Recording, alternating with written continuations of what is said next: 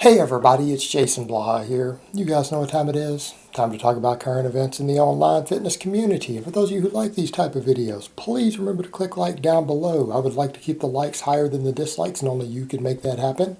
So if you actually enjoy and watch these, please do that. But over to the point. I had someone link me a video that Scott Herman did, and they're like, Jason, Scott Herman is saying that people who start skinny and underweight can gain more muscle than people who don't. Well, he's right. I don't have a problem with that. So I sat down and watched the entire video and, put these things in context. Scott says some stuff that I disagree with, and Scott says some stuff that I agree with. I think some of his stuff is goofy and ridiculous, and I think some of it's really good.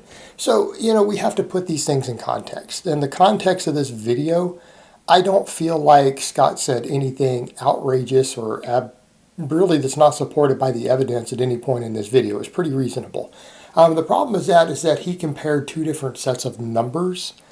And for me, what's been fascinating, me and people I've trained with, I have never until I got into YouTube, I have never worked with a skinny underweight person. I don't know skinny underweight people. I'm originally from Texas. I grew up originally lifting in Texas.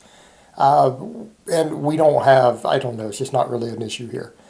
People tend to be fat and well-fed down here. So the difference is the skinny underweight person, I personally don't have any real reference for that until I got into YouTube later and then worked with a few other people, helped some kids at gyms, got into coaching and stuff on my own, and then realized that, yeah, there is truth to that.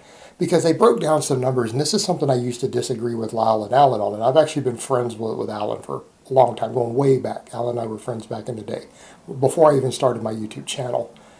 This was a point that I disagreed on, and then I tended to agree with Steve's stuff. But when you put it in the context, it makes sense. And what is it that Scott broke down based on his own experiences and what they said? That basically, even though Lyle does it in flat numbers and Alan does it as percentages, now people say, why do we need to do that? Because that accounts for height. Because if we do flat numbers, anytime we discuss muscle gain and normalize it, it tends to only be for average height guys. You could almost double that stuff for tall guys. Right? So when we talk about gaining 20 pounds of muscle for a guy who's 5'8", 5'9", that same time period turns into like 40 pounds of muscle for a guy who's 6'6". Okay, so that's why these numbers don't work.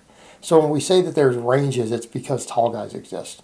And the same could be said of really short guys. These numbers start to go down quite a bit for shorter guys because their frame itself can only support muscle. So you have Lyle's charts, and then you have Alan's charts that he broke down, and Alan does it as percentages of body weight. But again, that also assumes you're not morbidly obese. But it also doesn't always help the skinny guy, because the really skinny underweight guy can gain a much larger percentage of their body weight in terms of muscle tissue and just muscle in general. But the numbers that they had were Lyle saying that, look, first year of proper training, but this is for a skinny underweight guy. And that's where Lyle comes from. Lyle himself comes from that background of being the skinny underweight guy. And so therefore he's going to want to be looking at that because that's the demographic he might be interested in based on his own bias. So again, 20 to 25 pounds of muscle tissue in the first year of proper training for a skinny underweight guy. Now, I would tend to look at that and say that's ludicrous, that's insane. Because I'm coming from the perspective of normal weight guy. I was 170 pounds when I started lifting. I was a distance runner at 170. To me, the idea of an average height man weighing 140 pounds who isn't like a drug addict seemed ludicrous when I grew up, because I didn't know these people. I didn't meet people like this at the gym in my youth. These were not real people. These are imaginary people. Nobody's 140 pounds. No adult male at 5'9" is 140 pounds. That was not my world experience at that point when I was early on in lifting. But as I ventured out and got to other places in the world and, lived abroad while starting my YouTube and working with other people, I realized this is a real thing. And I have clients who are like that. I had clients who started as a skinny underweight guy, and I realized, okay, there's some truth to this. But, had you asked me this 6, 7 years ago, 8 years ago, I said, there's no such thing. What are you talking about? That's that anorexic. That's someone who starved themselves down and has an eating disorder. Nobody's 140 pounds. What? But over to the point, Scott was one of those guys. He was like 130 at average height when he started. So that's the people who can do that. Whereas if you go to Steve Shaw's stuff, it's closer to like 15 pounds. And that's been my experience. My own personal experience with myself, other people that I trained with over the years, known at gyms, trained next to, observed, about 15 pounds of muscle if you're training really, really hard. But these are guys who are starting at 160, 170 pounds already. Normal, healthy body weight. The underweight guy has more room to grow because they have less starting muscle on their frame. In other words, a 160-pound person who's at a normal body fat versus a really skinny guy at the same height who's 130, yeah, there's a fat difference, but the muscle difference could be 15 or 20 pounds also. Well, that's another 15 to 20 pounds of muscle that person has the potential to gain in the first couple of years. You have to add those numbers to it. So that 15 pounds that we would be talking about, like I think Steve's was 14 to 16, could turn into 20 or 25 for the skinny guy. And then we extrapolate it up because normally we would look at the guy who starts at 160, 170, like me, 170. I got up to 195 after about 3 years and with no visible body fat gain, meaning my body weight at 170 versus 195, I didn't have a different body composition. I didn't bulk and get fat. It was like 3 years, 25 pounds. And I think at that point, my squat was up to like 475 at that point. I was benching over 300. So that took about 3 years of training to go from 170 at that point up to about 195. So to me, I look at that and say 25 pounds, that's 3 years of hard training for a novice. But we come over with if you'd been the skinny guy who started at 130, 140. Well, that same person in 3 years could probably get up to 185, 195 also. So if you start at 130, you're talking about like 55 pounds of gains. Probably 55 pounds of gains at that point. That's a lot. It's a lot. But if they started with 20 or 25 pounds less muscle, the numbers do come out to be the same. And that's basically what Scott is saying, because he's coming from that perspective, just like someone like Lyle was, of the skinny, underweight, undereating hard gainer. Okay. And what is a hard gainer? A hard gainer is someone who undereats. It's someone with no appetite.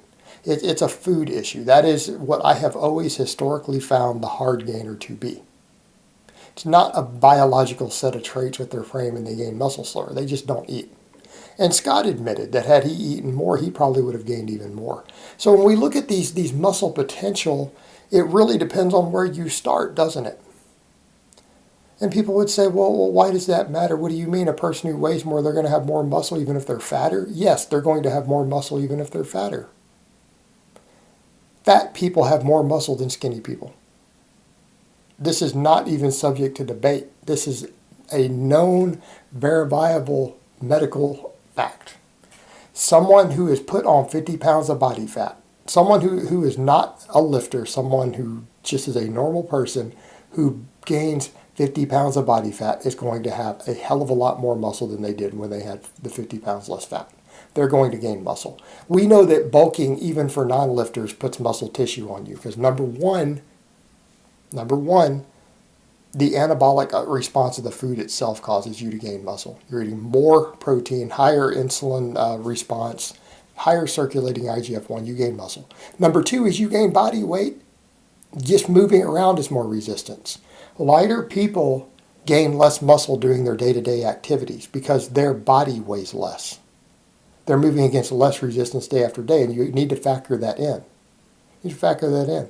Just like when a lot of guys, they might have a certain size back. They're like, well, I do a lot of chin-ups. How do you have such a massive back from just doing chins, Jason? Well, I'm over 200 pounds. So to me, a set of 10 on chin-ups versus someone who weighs 150, I'm doing 70 pounds more resistance at 220 than 150 to do 10 chin-ups. That's the equivalent of me slapping a 70 pounds of plates on and cranking out 10. Well, I do like 10 sets of 10 on chin-ups right now. That's a standard number of chins for me, 100 chins. Well, I'm 220 pounds. That's why my back is the size that it is from behind. When people are like, oh my God, you got like a bodybuilder, almost pro bodybuilder back. Yeah, because 220 is a lot of weight to do 100 chin-ups with. So the same thing applies to people up and moving around. The same thing with the lighter guy. The skinny guy has lower circulating anabolic hormones in general, and he's moving less body weight around on top of it. He's just going to have a lot less muscle, and it can literally be 20 pounds of muscle difference. Well, if you go back and think about it, 20 pounds of muscle is the amount of muscle someone gains in an entire hard year of training. The skinny under-eater who has 20 pounds less muscle than the guy who's 170 pounds starting out with the same frame, his entire first year is just to get caught up. He's just getting caught up. So in that context, it makes sense. So when Scott broke down these two different sets of numbers, they're context dependent. Those numbers that he got from Lyle, which matches his own numbers, right? They come from his own experience, the really skinny hard gainer. Whereas in guys like Steve and I, we're not in that category. We come from different worlds. We come from different worlds where most of the guys weren't skinny undereaters who we came up with. And so from our world where people are starting at 160, 170, 180, or they're fat already and then they get into lifting, we're coming from the strength world. A lot of fatter guys immediately gravitate towards powerlifting when they get in the gym. 15 pounds of muscle because you're already bigger. You're already bigger. Starting out, it matters. Your starting point matters a lot in the context of this. All right, guys, but that's really all I have to say on that today. I hope it's been informative, and I will talk to you guys next time.